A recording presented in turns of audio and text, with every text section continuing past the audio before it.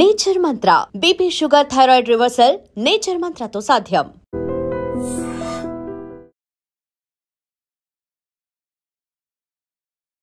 నమస్తే, welcome to I dream talking point with Kavitha.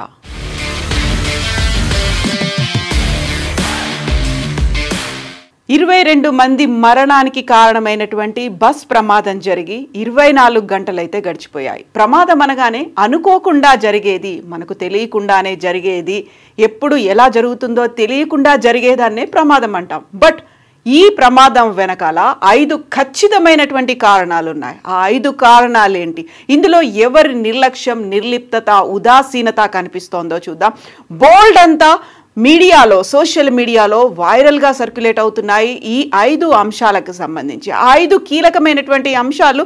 First మనం చూసుకోవాల్సింది బస్కి సంబంధించినటువంటి ఫిట్నెస్ ఉందా, ఇన్సూరెన్స్లు ఉన్నాయా, ఎక్కడ రిజిస్టర్ అయింది అనే దాంతో చాలా కీలకంగా మారింది. DD01N9490 అనేటువంటి ఈ వెహికల్ డామన్ అండ్ డయ్యూలో రిజిస్టర్ అయింది. ఆల్ ఇండియా పర్మిట్ ఉన్నటువంటి వెహికల్ ఇది. పర్మిట్ వ్యాలిడిటీ అనేది 2028 5th ఏప్రిల్ వరకు ఉంది. బట్ ఫిట్నెస్ వ్యాలిడిటీ అనేది ఆల్రెడీ అయిపోయింది. రిమెంబర్ దిస్, దీనికి ఫిట్నెస్ వ్యాలిడిటీ అనేది లేదు. 25th అంటే 2025 మార్చ్ 31 కల్లా దీనికి ఫిట్నెస్ అయితే అయిపోయింది. ఇక ఇన్సూరెన్స్ వ్యాలిడిటీ కూడా లేదు. 2024 ఏప్రిల్ 20 కల్లా ఈ ఇన్సూరెన్స్ వ్యాలిడిటీ అనేది కూడా పూర్తయిపోయింది. ట్యాక్స్ వ్యాలిడిటీ అనేది కూడా 31 మార్చ్ 2024కి అయిపోయింది. పొల్యూషన్ వ్యాలిడిటీ అనేది కూడా 2024 ఏప్రిల్ 2కి అయిపోయింది. ఆ తర్వాత ఈ పర్మిట్లు కావచ్చు, మిగతా అన్నిటికి సంబంధించి కంప్లీట్గా వయలేషన్ ఉంది. పర్మిట్ వ్యాలిడిటీ మాత్రమే ఉంది, అది 28 వరకు ఉంది, అంటే 3 ఏళ్ల పాటు ఉంది. సో ఫిట్నెస్ లేదు, ఇన్సూరెన్స్ లేదు, ట్యాక్స్ వ్యాలిడిటీ లేదు, పొల్యూషన్ వ్యాలిడిటీ లేనటువంటి ఈ వెహికల్ని రన్ చేశారు. అందులోనూ ప్రధానంగా లిస్ట్ అనేది ఇచ్చారు. ఇందులో 40 కెపాసిటీ ఉంటుంది, 42 కెపాసిటీ ఉంది, రిజర్వ్ అయినటువంటి 40, ఆ తర్వాత అన్రిజర్వ్ 2 ఉంటే ఒక పర్సన్ మాత్రం రిజిస్టర్ కాకుండానే ఎక్కాడు. ఆ రిజిస్టర్ కాకుండా ఎక్కినటువంటి పర్సన్ ఎక్కడున్నారు, ఆయనకి ఏ సీటు కేటాయించారు, ఆయన ఉన్నాడా, హాస్పిటల్లో ఉన్నాడా, లేకపోతే తప్పించుకున్నాడా, దగ్ధమైనటువంటి ఆ బస్సులోనే ఆయన కూడా సజీవ దహనమయ్యాడా, ఇది ఇప్పటికీ అంతుపట్టని వ్యవహారంగా కనిపిస్తోంది. ఇది ఫస్ట్ నిర్లక్ష్యం అనేది ఇక్కడ వేమూరి కావేరీ ట్రావెల్స్ ఏం చెప్తుంది, వాళ్ళు ఇచ్చేటువంటి సంజాయిషీలు, సమాధానాలు ఎలా ఉంటాయి అనే దాంతో పాటుగా ఆర్టీఏ ఏం చేస్తోంది. యాక్చువల్గా ఈ బస్ మీదే ఇప్పటికీ 26 కేసులు అనేవి ఉన్నాయి. 16 చలాన్లు ఉంటే 26,000 రూపాయల ఫైన్ అనేది ఉంది. దాన్ని ఎందుకు పట్టించుకోలేదు? ఇన్ని రకాల ఫెయిల్యూర్స్ అనేవి కనిపించినప్పుడు ఆ చలాన్ల విషయంలో కూడా అది కూడా ఓవర్ స్పీడ్ అనేది ఉంది, నెగ్లిజెన్సీ ఇన్ డ్రైవింగ్ అనేది ఉంది, నో పార్కింగ్ జోన్లో కూడా ఆయన డ్రైవ్ చేస్తూ వెళ్ళారు. ఇవన్నీ ఉన్న తర్వాత ఎందుకు పట్టించుకోలేదు? ఎక్కడ మానిటరింగ్ లోపం ఉంది? అందులోనూ బార్డర్స్ అనేవి తెలంగాణలో స్టార్ట్ అయ్యి ఆంధ్రప్రదేశ్ నుంచి కర్ణాటకకు వెళ్ళి 3 రకాల స్టేట్స్ ఇందులో ఇన్వాల్వ్ అయ్యి ఉన్నప్పుడు అది కూడా డామినెంట్ అయ్యి నుంచి వచ్చింది. ఇక్కడ నేషనల్ పర్మిట్ అనేది ఉంది, మొత్తం దేశవ్యాప్తంగా తిరిగేటువంటి పర్మిషన్ అనేది దానికి ఉన్నప్పుడు ఇన్ని రకాల ఫెయిల్యూర్స్ ఉన్నప్పుడు అది రోడ్ల మీద ఎలా తిరగగలుగుతోంది అనే దాంతో పాటుగా ఇక పర్టికులర్గా మాట్లాడుకుంటోంది డ్రైవర్కి సంబంధించి. మిరియాల లక్ష్మయ్య దీన్ని డ్రైవ్ చేశారు. యాక్చువల్గా సో మిరియాల లక్ష్మయ్య ఈ బస్కి డ్రైవర్గా ఉన్నారు. ఈ బస్సులో ఆల్రెడీ సెకండ్ డ్రైవరు ఉన్నారు, ఒక అసిస్టెంట్ కూడా ఉన్నప్పటికీ మిరియాల లక్ష్మయ్యకు ఉన్నటువంటి ఎక్స్పీరియన్స్ మీద, ఆయనకు వచ్చినటువంటి సర్టిఫికేట్ మీద కూడా, డ్రైవింగ్ లైసెన్స్ మీద కూడా ఇప్పుడు అనుమానాలు వ్యక్తం అవుతున్నాయి. సో ఇది కారణం నెంబర్ 2గా మనం చెప్పుకోవచ్చు. హెవీ వెయిట్ ఉన్నటువంటి వెహికల్స్ని రన్ చేస్తున్నప్పుడు వాళ్ళకి మినిమం ఎడ్యుకేషన్ క్వాలిఫికేషన్ అనేది 8th క్లాస్ వరకు చదివి ఉండాలి. బట్ మిరియాల లక్ష్మయ్య కేవలం 5th క్లాస్ మాత్రమే చదివారు. 10th క్లాస్కి సంబంధించి ఒక దొంగ సర్టిఫికెట్ని ఆయన పెట్టాడు అనేటువంటి వార్తతో పాటుగా 2014లో ఈ మిరియాల లక్ష్మయ్య లారీ డ్రైవర్గా పనిచేసినప్పుడు అప్పుడు కూడా ఓవర్ స్పీడ్తో క్లీనర్ మరణానికి కారణమయ్యాడు. ఆయన ఆ కాలంలో జైలుకు కూడా వెళ్ళొచ్చాడు అనేటువంటి మాట కూడా ఇప్పుడు వినిపిస్తోంది. సో మిరియాల లక్ష్మయ్యకి 10th క్లాస్ ఒక ఫేక్ సర్టిఫికెట్ ఇవ్వడంతో పాటుగా వేమూరి కావేరీ ట్రావెల్స్ బస్సులో ఈయన ఎప్పటి నుంచి డ్రైవర్ డ్రైవర్గా వర్క్ చేస్తున్నాడు అనేది కూడా కీలకంగా మారింది. ఇక థర్డ్కి సంబంధించి చూస్తే శివశంకర్, ఆ బైకర్ గురించే మొత్తం అంతా మాట్లాడుకుంటున్నారు. బైకర్కి సంబంధించి ఇప్పుడు మనం చూస్తే మనకి యాక్సిడెంట్ జరిగింది 24th, అంటే అక్టోబర్ 24th జరిగింది. ఆయన పెట్రోల్ పంప్ దగ్గరికి వచ్చి పెట్రోల్ కొట్టించుకోవడానికి వచ్చినప్పుడు ఆ పల్సర్ బైక్ తీసుకొని వచ్చాడు. టైం కూడా చూస్తే 2:23, అంటే ఎర్లీ అవర్లో ఆయన పెట్రోల్ కొట్టించుకోవడానికి వచ్చాడు. అక్కడ చాలాసేపు వెయిట్ చేశాడు. తనతో పాటుగా ఇంకొక పర్సన్ కూడా వచ్చి ఉన్నాడు. కాకపోతే ఆ పర్సన్ ఏమయ్యాడు అనే దాంతో పాటుగా అక్కడ ఆ టైంకు ఎవరు పెట్రోల్ కొట్టడానికి లేకపోవడంతో ఇద్దరూ కలిసి వెనక్కి వెళ్ళిపోయారు. వెళ్ళిపోయిన తర్వాత ఒక పర్సన్ మాత్రం వచ్చాడు. వచ్చినప్పుడు కూడా ఆయన ప్రాపర్గా నడవలేదు అనేటువంటి మాట, అంటే ఆయన ఏదో మద్యం మత్తులో ఉన్నాడేమో అని. దాంతో పాటుగా ఆయన వెహికల్ని తీసుకువెళ్ళడం కూడా, తన బైక్ని తీసుకెళ్లడంలో కూడా అనుమానాలు కనిపిస్తున్నాయి. సో బైక్ని పెట్రోల్ బంక్ నుంచి బయటికి తీసుకెళ్తున్నప్పుడు కూడా ఆయన వ్యవహరించినటువంటి తీరు మీద అది డౌట్ఫుల్గా ఉంది. సో ఇద్దరూ కలిసి వెళ్ళిపోయారు, ఒక్కడే తిరిగి వచ్చాడు. అది కూడా 2:22 వచ్చిన తర్వాత 2:23 తను తన బైక్ దగ్గరికి మళ్ళీ తిరిగి వచ్చాడు. వెళ్ళేటప్పుడు కూడా ప్రాపర్గా బైక్ని హ్యాండిల్ చేయలేకపోయాడు. రివర్స్ తీసుకొని వెళ్ళాలి అంటే సాధారణంగా ఇలాంటి పద్ధతిని ఎవరు యూస్ చేయరు. ఆ పద్ధతి చేశాడు. ఆ తర్వాత స్టార్ట్ చేసుకొని వెళ్ళినప్పుడు కూడా ఆ వెహికల్కి సంబంధించి హ్యాండిల్ చేయలేకపోయాడు. ఆయన ఏమైనా మద్యం మత్తులో ఉన్నాడా, శివశంకర్ మద్యం మత్తులో ఉన్నాడా అనే దాంతో పాటుగా ఆ వెహికల్, తను పల్సర్ వెహికల్కి సంబంధించి ఫ్యూయల్ ట్యాంకర్ కూడా బస్ కింది భాగంలో ఇరుక్కుపోయింది.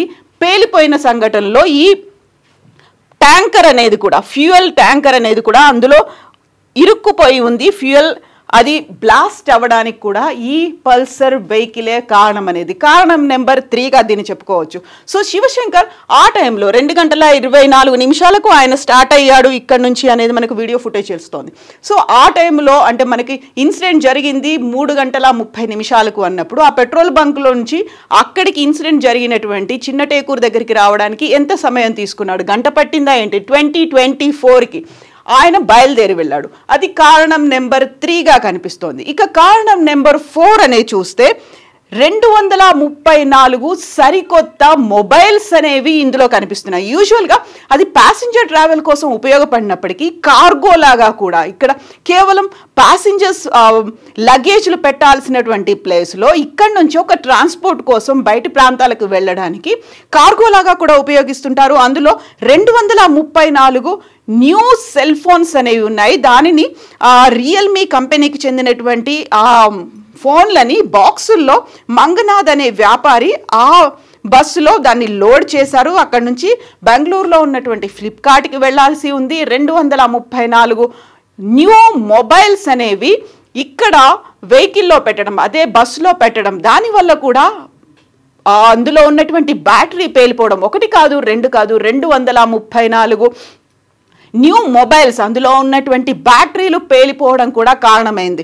యాక్చువల్గా 46 లక్షల రూపాయల విలువైనటువంటి 234 రియల్మీ మొబైల్స్ దీనివల్ల కూడా పేలింది అనేది ఒక 4వ రీజన్గా చెప్పుకోవచ్చు. ఇక 5th రీజన్ అనేది చూస్తే కంప్లీట్గా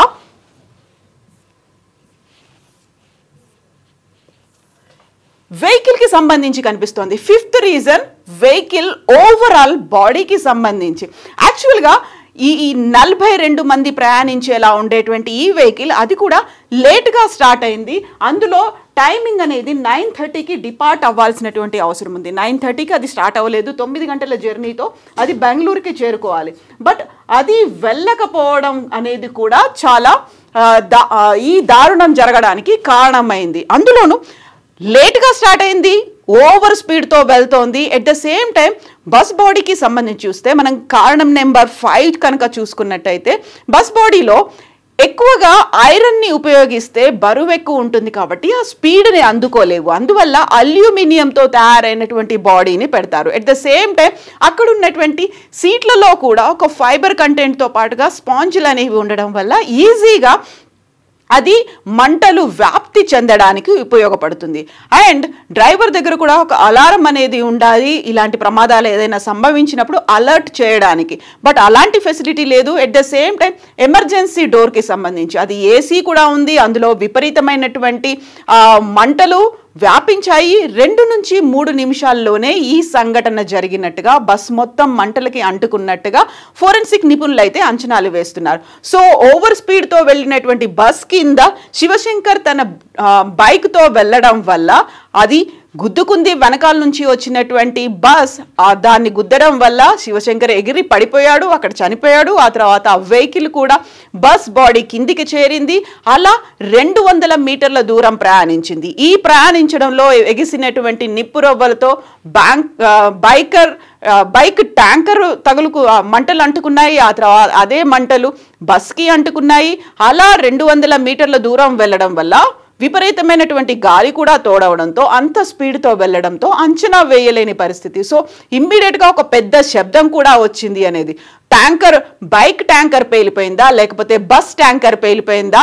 దీనికి తోడుగా 234 మొబైల్స్కి సంబంధించి వరుసగా బ్యాటరీలు కూడా పేలిపోవడం, వీటన్నిటి నేపథ్యంలోనే బస్కి అంత తీవ్ర స్థాయిలో మంటలు అంటుకున్నాయి. ఈ 5 కారణాల వల్ల, ఇందులోనూ కంప్లీట్గా ఏ ఒక్కరినో బ్లేమ్ చేయడానికి లేదు. అందులో ఈ డ్రైవర్కి సంబంధించి ఉన్నటువంటి ఇష్యూస్. సో మిరియాల లక్ష్మయ్య కంప్లీట్గా ఆయన అన్ఎలిజిబుల్ క్యాండిడేట్. యాక్చువల్గా డ్రైవ్ చేయడానికి తనకు కావలసినటువంటి సరైన లైసెన్స్ లేదు, దానికి క్వాలిఫైడ్ పర్సన్ కూడా కాదు. అదొక ఇష్యూ. అయితే సెకండ్ ఇష్యూ, అందులో ఉన్నటువంటి మెకానిజం అనేది కూడా ప్రాపర్గా లేకపోవడం.